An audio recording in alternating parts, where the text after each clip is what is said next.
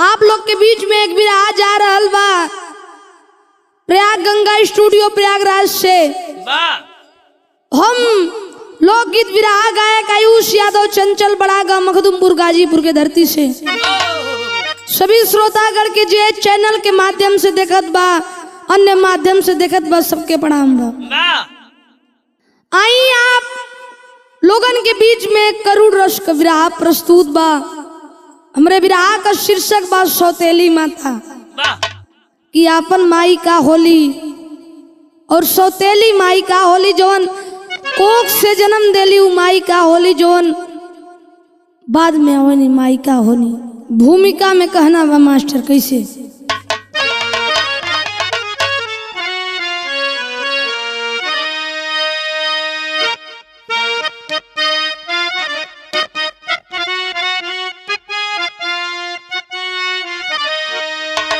अरे जगत जननी कहती है नारी सदा सच में ममता कया चल है पावन कहता सृष्टिकारक विचारक परिचारक ही बनती इनकी गरिमा अथाथा कोई न पाता। अरे पावन सुहावन मन भावन माँ गोदी इनकी कीमत चुकाना नया आसान है। अरे कलंकित कोई नारी नारी को करके अरे कलंकित कोई नारी नारी को करके बन जाती है धरती पर शैतान है।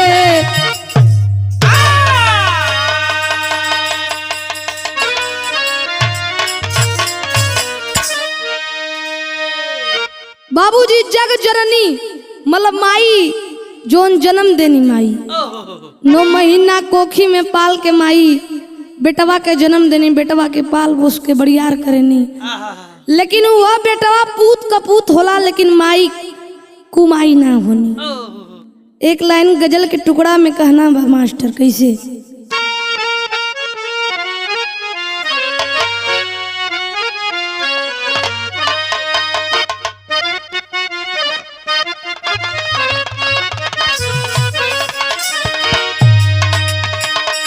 अरे दोस्तों इस जमाने को क्या हो गया दोस्तों इस जमाने को क्या हो गया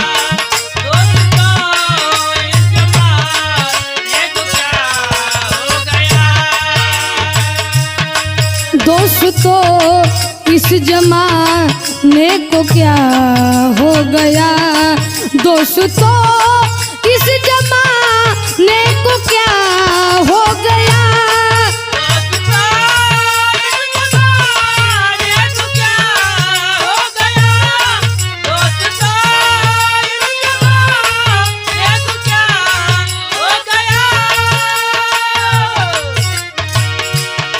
दोस्तों इस जमाने को क्या हो गया जिसको चाहा वही बेवफा हो गया जिसको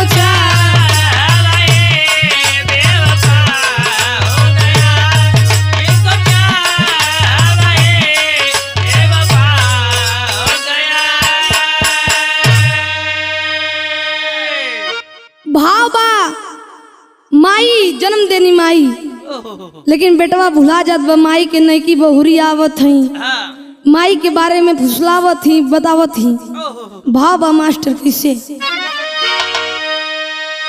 ऐ खुदा इस जमाने को क्या कर दिया ऐ खुदा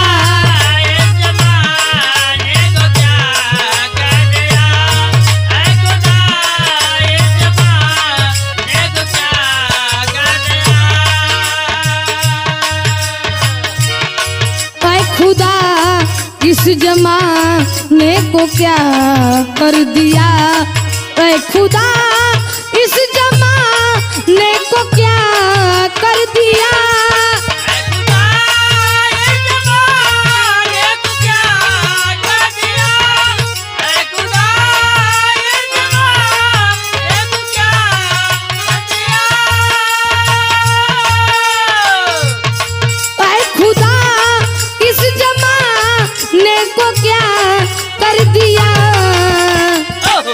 जिसको चाहा उसे दर बदर कर दिया, जिसको चाहा उसे दर बदर कर दिया, जिसको चाहा उसे दर बदर कर दिया। यहाँ से कहानी का शुरुआत होत बा। आप लोग अगर ध्यान दे के कहानी को सुनबा तो ये कहानी एकदम शीशा के तरह झलकी, और अगर ध्यान लगा के सुनबा तो पत्थर का कलेजा पिघल जाई। कैसे नजम में भाव है मास्टर।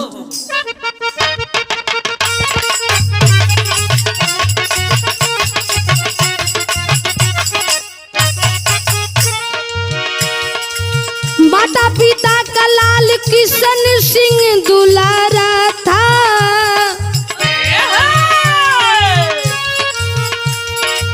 माता पिता का लाल किशन सिंह दुलारा था, एक लौता लाल था उनके आंखों का तारा था।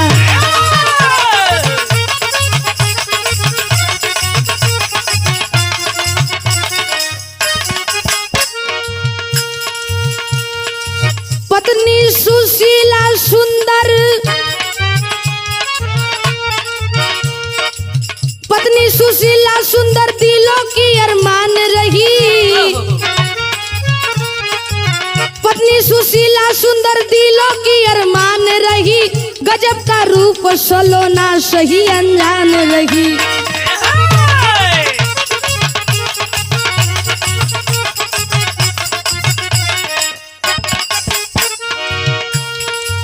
किशन सिंह कारोबार बॉम्बे में चलाते थे,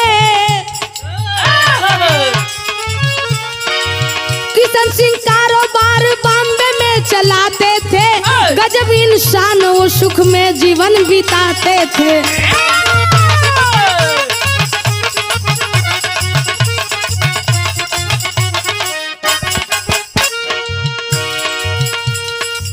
कुछ दिन बाद सुशीला के गोद में आई,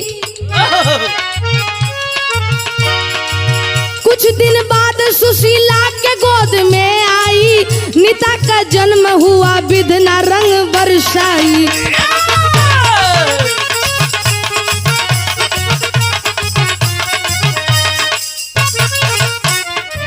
राजू का जन्म ठीक 2 साल बाद हुआ, राजू का जन्म ठीक 2 साल बाद हुआ, खुशी की लहर दौड़ी परिवार आबाद हुआ।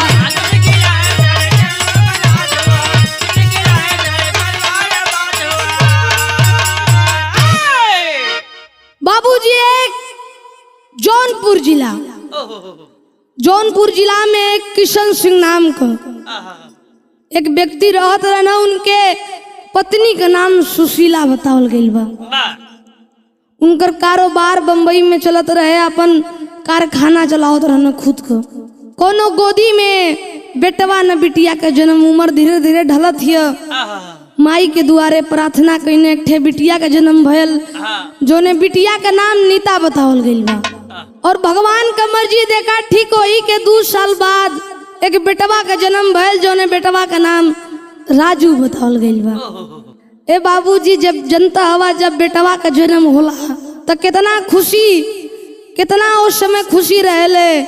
दुआरे बैठ के सब सोहर गावेला, माई बहन सोहर गावेली, सोहर गावत ही माई बहन कैसे किशन सिंह के दुआरे पे।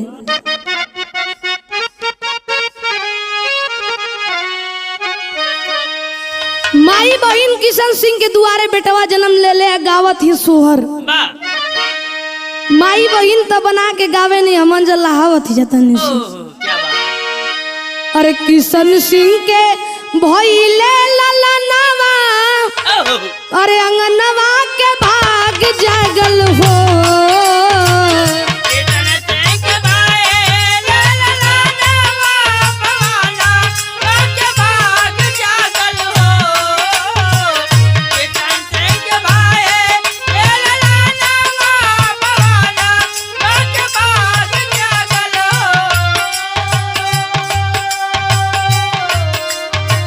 किशन सिंह के भई ले ललनवा अंगनवा के भाग जागल हो ललना लाल भइले नो ललना लाल भइले गुलशन के सुमनवा भवनवा के भाग जागल हो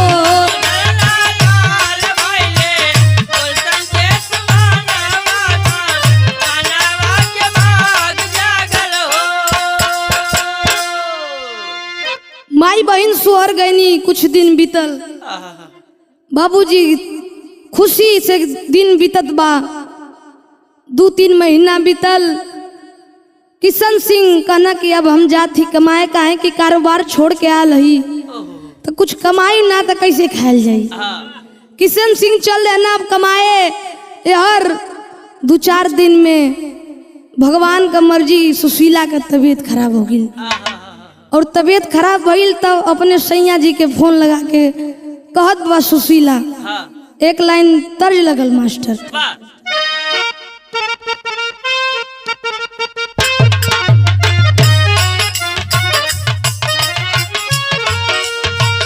प्यार झूठा सही दुनिया को दिखाने आजा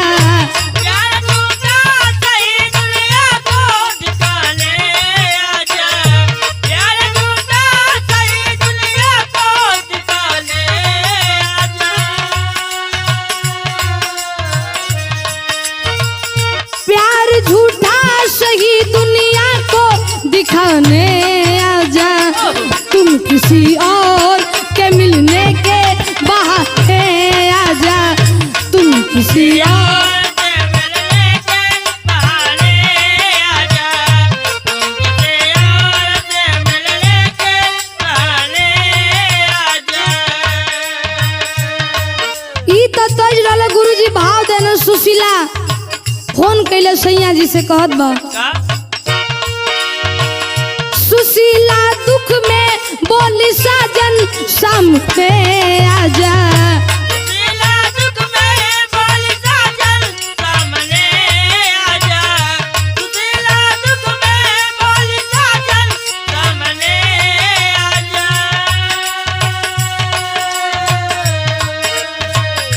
सुशीला दुख में बोली साजन सामने आजा फिजा गमगीन हुई बात मानने आजा फिजा गमगीन हुई बात मानने आजा फिजा गमगीन हुई बात मानने आजा।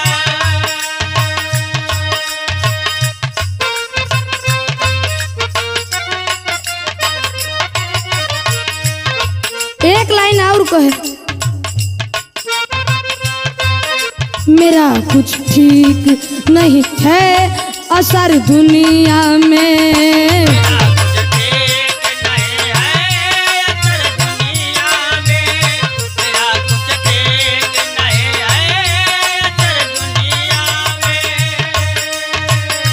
बीमारी काबू किया नींद न रजनिया में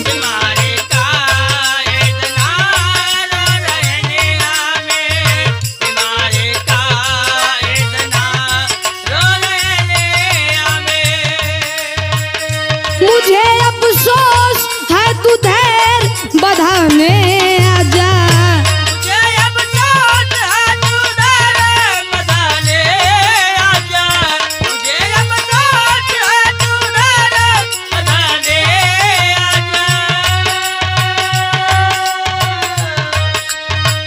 मुझे अफसोस है तू धैर्य बधाने आजा तुम किसी और के मिलने के बहाने आजा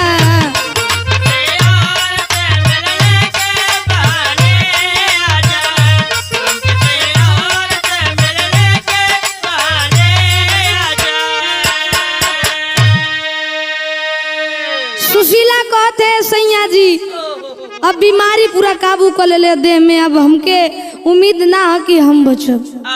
अब तू जल्दी से वहां से आ जा।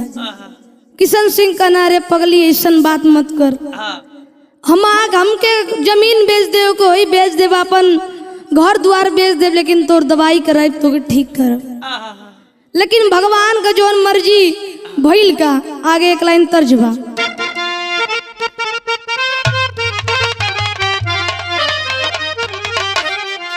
अरे हमनी के छोड़ी के नगरियानु हो, अरे हमनी के छोड़ी के नगरियानु हो, कहवा जइबू ए माई।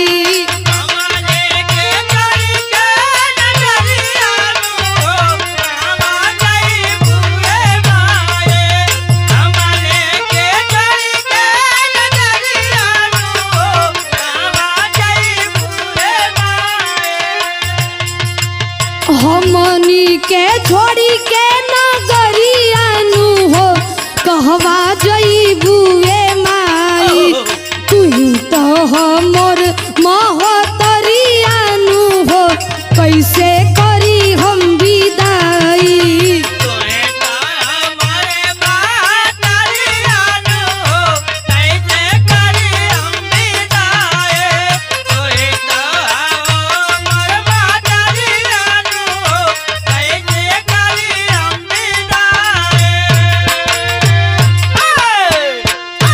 लेकिन भगवान का जोन मर्जी भइल, सुशीला का प्राण छूट गए।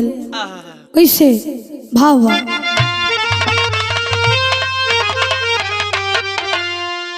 अरे इतना कहत छोड़ली शरीरियानु हो,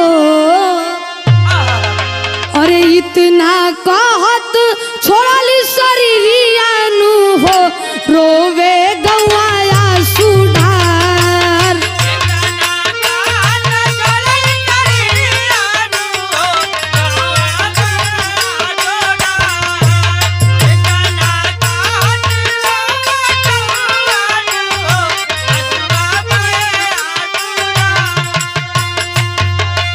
इतना कहत छोड़ली शरीरियानु हो, रोवे गवाया सुधार।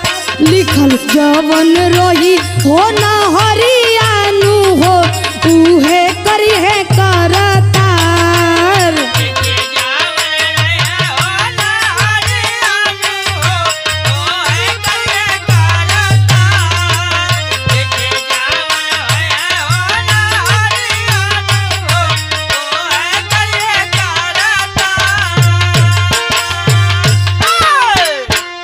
बाबूजी भगवान का मर्जी सुगना छोड़ के पराय गल। यार पूरा गांव पूर रोवत बा, लेकिन भगवान के लेखनी के टाल सकेला। एक न एक दिन सबके जाए के बा। भइल का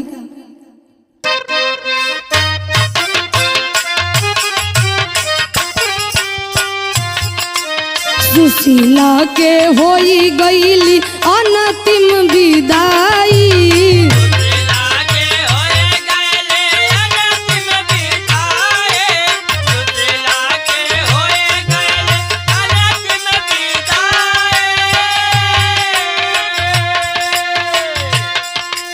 राजू नीता पिता किशन कदिया लगाई।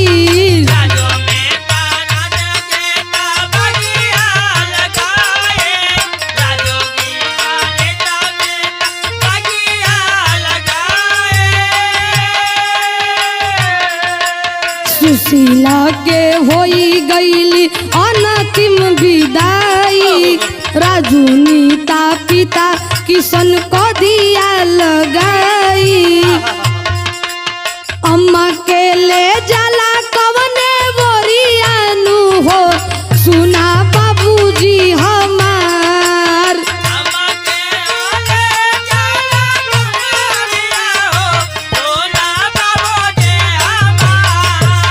अम्मा के ले जाला कवने हो, सुना बाबूजी हमार। अम्मा के ले जा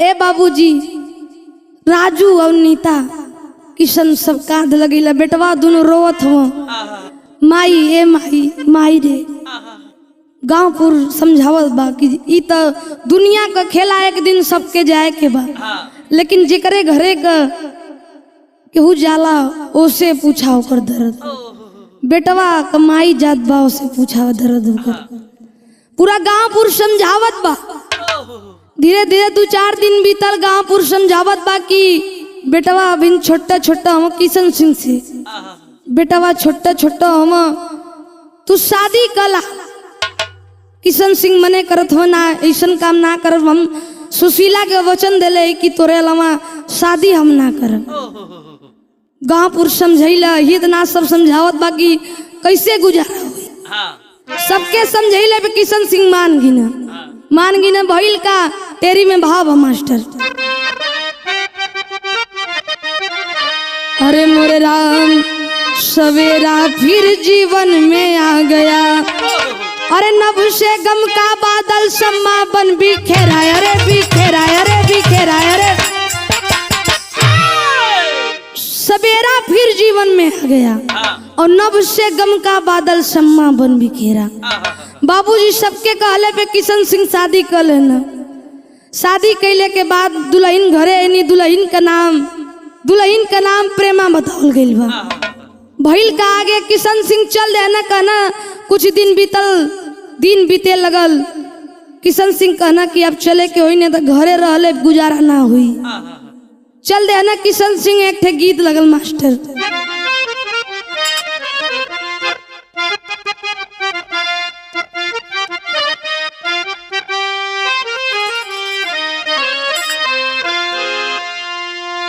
कोनो मेहरारू को सैया जी से कहत हूँ अरे हम तो चले परदेश अरे हम तो चले परदेश हम परदेसी हो गए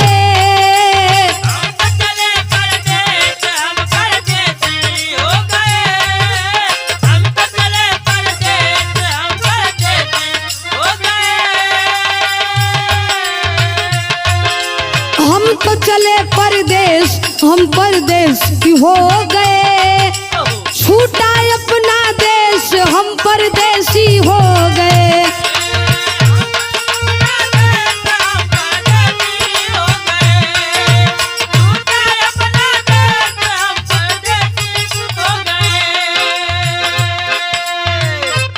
तर्जल भाव में कहना मास्टर कैसे छोड़ चले घर द्वार छोड़ चले घर द्वार किशन का माने चल दिए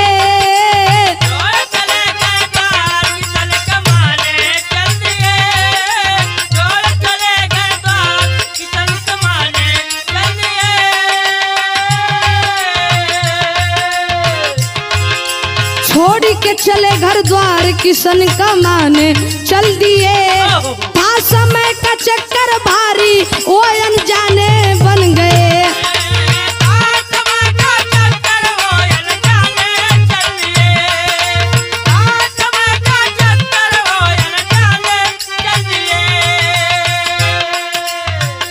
आगे कहना हम कैसे काम काज में लीन हुए घर की चिंता थी भारी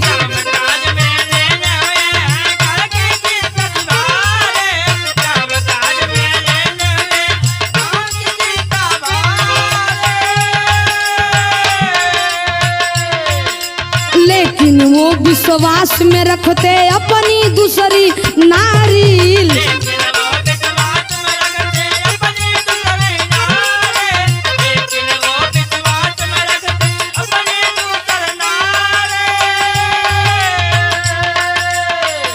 काज में लीन हुए घर की चिंता भारी लेकिन वो विश्वास में रखते अपनी दूसरी नारी बॉम्बे कारोबार को चलाने चल दिए बॉम्बे कारोबार को चलाने चल दिए था समय का चक्कर भारी वो अनजाने बन गए। काटवा का चक्कर वो अनजाने चलिए, काटवा का चक्कर वो अनजाने चलिए। बाबूजी घर द्वार छोड़ के किशन सिंह चल देना कमाए प्रेमा कुन गई ना कने प्रेमा तो से एक ठे बात कहे के रहे हमार दोनों बेटवा हमार चांद सितारा राजू नीता के पाल पोसिया खिया पिया के स्कूल भेज दिया तो रहीं पे जिम्मेदारी छोड़ के जात हई। और ये बाबूजी चल देना धीरे धीरे अपने दूसर की नारी पे विश्वास सोचत चलत हम कि चला प्रेमा हई तो कोनो दिक्कत ना है। लेकिन यार भइल का वो के छोड़ा यार प्रेमा गर्भवती हो गई। कुछ दिन बीतल प्रेमा गर्भवती हो गई। अब प्रेमा गर्भवती हो गई तो करे मन में पाप समा गई। सोचे लगल कि हमरा हूँ एक ठे बेटवा होई और जब एक ठे बेटवा होई तो 3 ठे हिस्सा बटी। पाप समा गल मन में भइल का विदेशिया में भाव बा मास्टर।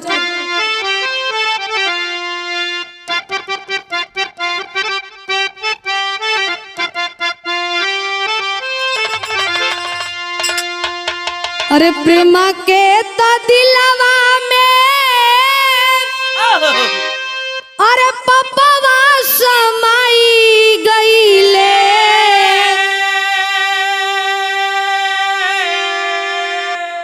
अरे प्रेमा के तो दिलवा में पप्पवा समाई गईले।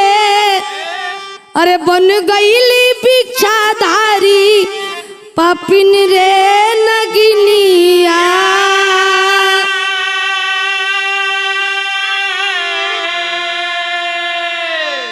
अरे जाई के बजरिया से लिया लस मिठैया हो बचवन के दिहलस खी आई रे पपिनिया।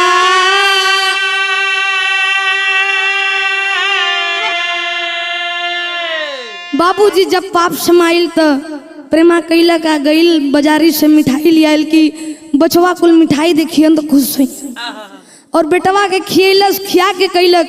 अरे फुसलाई ले गईल प्रेमा जब घरवा में अरे गर्दन पर हथवा लगाई रे पपिनिया।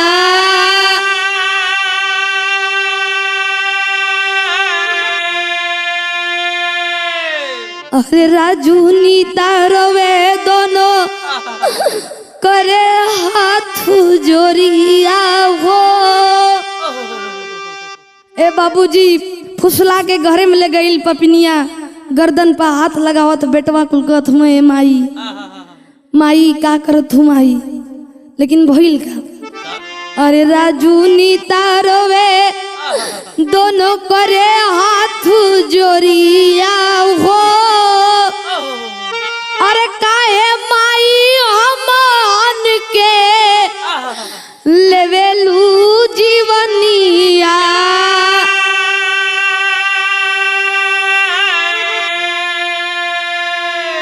अरे इतना कहत पापिन ले ली हलस जनवा हो।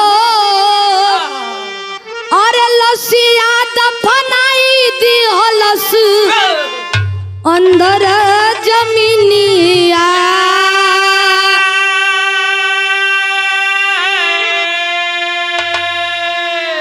बारे पापिन बेटवा कुल कहत हुए माई अरे हम तो आर बेटवा हई माई ऐसन काहे करत हूँ माई। लेकिन पापी के दिल में तनको दया ना आइल गर्दन दाब के मुआ देला। बाबूजी मुइले के बाद वही अंगना में खन के गाड़ देला। और हर होली का त्योहार निचका था किशन सिंह तैयारी करत हूँ और से चले का भइल का पहपट में भावा मास्टर।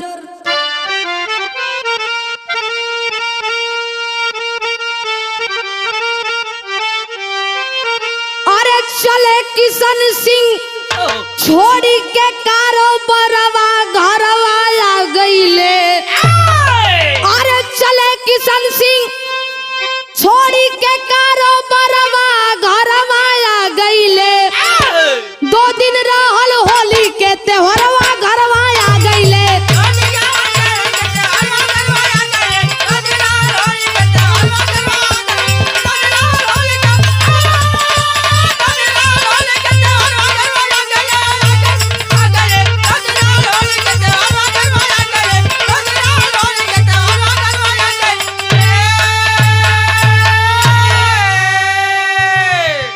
बाबूजी किशन सिंह वहां से अपन कारोबार छोड़ के होली के त्योहार कुल सर सामान बेटवन बदे प्रेमा बदे किन के घरे ले आवत हूँ।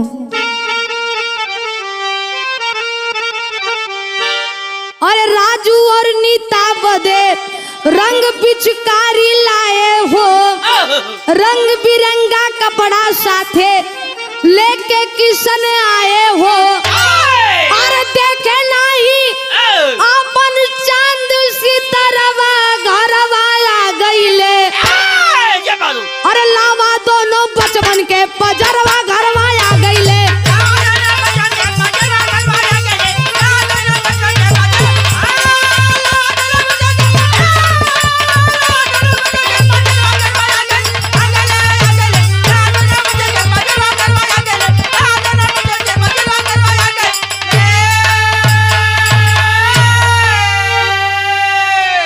किशन सिंह घरे आइल।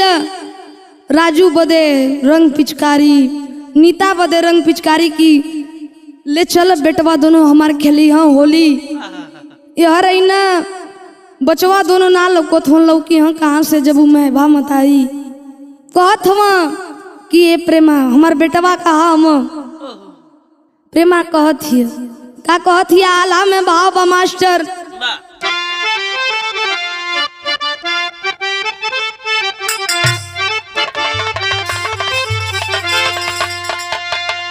अरे धन्य हो विधाता धन्य बाड़ी तोरी लीला भैया।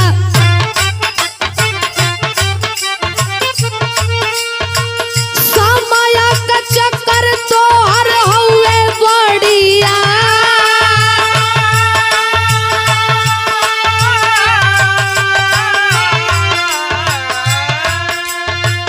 पूछे किशन सिंह झट प्रेमा के बुलवले बाबू।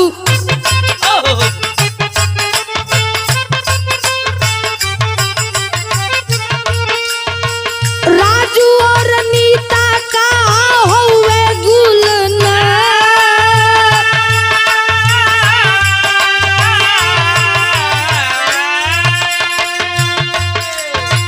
कहे स्वामी खा पी के पढ़े दोनों गईले भैया।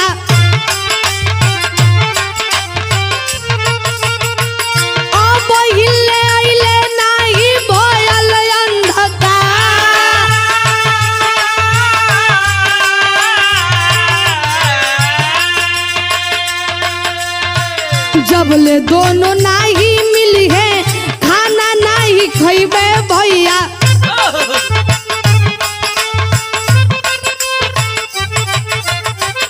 अखिया से आंसू बहे चले जलदा।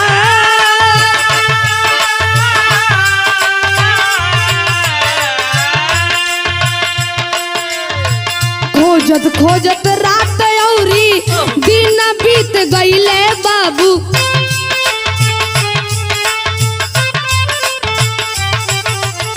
नहीं मिले राजू नीता आफत बढ़िया।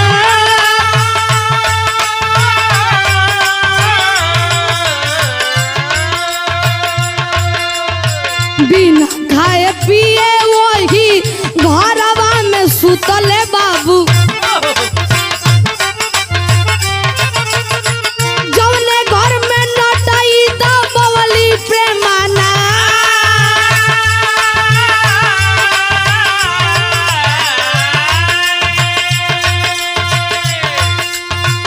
सुतले में राजू नीता सपना देखवले बाबू।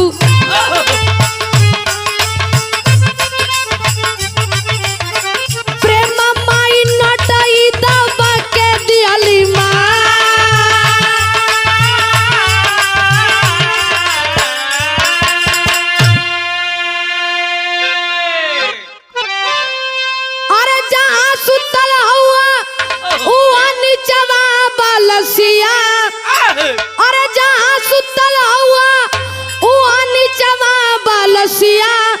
इतने में निदिया खुलल सुनाया।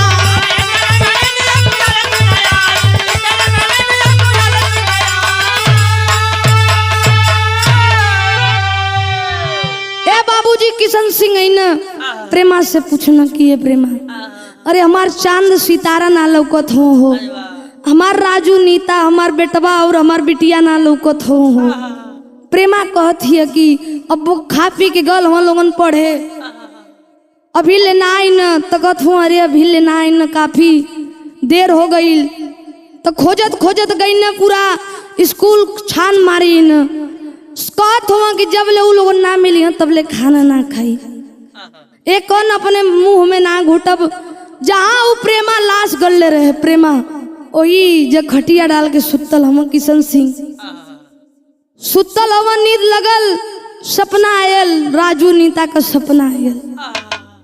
बेटवा कहत है कि ये पापा माई हमन के प्रेमा माई नटई दबा के मार दिल, हमन के तोहरे संगे जिए का मन रहे पापा, माई नटे मुआ दिल हमन के। जब इतना में बात सुनना गब दे नींद खुल गई किशन सिंह के, भइल का खड़ी में भावा मास्टर।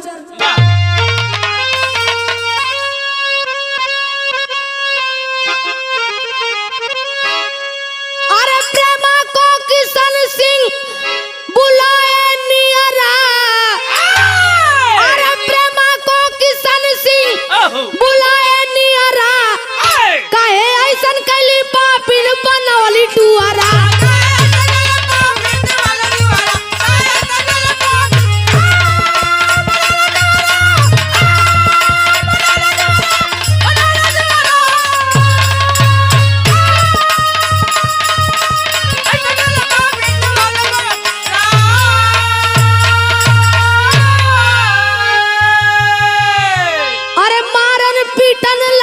किशन गौआ के मझार हो, बचवन के मार के काहे कैली अत्याचार हो।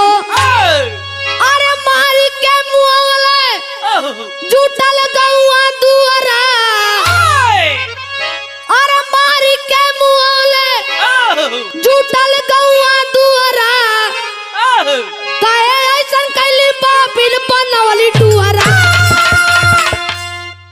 बाबूजी प्रेमा के किशन सिंह बोले न कन करे पापिन करे, हम तब सुनले रही है कि मैं भा मतारी होनी, लेकिन हम ना सोचले रही है कि हमारा वो घरे में एक ठे महबा आइल है, दोनों हमारे हीरा और सोना के तू जान से मुआ दिली करे, तोरे दया ना आइल। लगना मारे पूरा गांव जुट गल, सब छोड़ावत मारत मारत बाबूजी मुआ देना। और बचवन के साथे 3 ठे अर्थी लगल, एक ठे राजू नीता और प्रेमा को अर्थी जलत रहे। किशन सिंह भी वही में कूद के अपन जान देना, पूरा परिवार खत्म हो गई। तो बाबूजी माई हमेशा माई रही है, और जौन दूसर माई है तो कौनो 100 में से एक ठे माई जौन होनी, जौन उतना प्यार देनी नहीं तो कुल माई को हुआ। आखिरी लाइन में गुरु घराने का परिचय बा कैसे,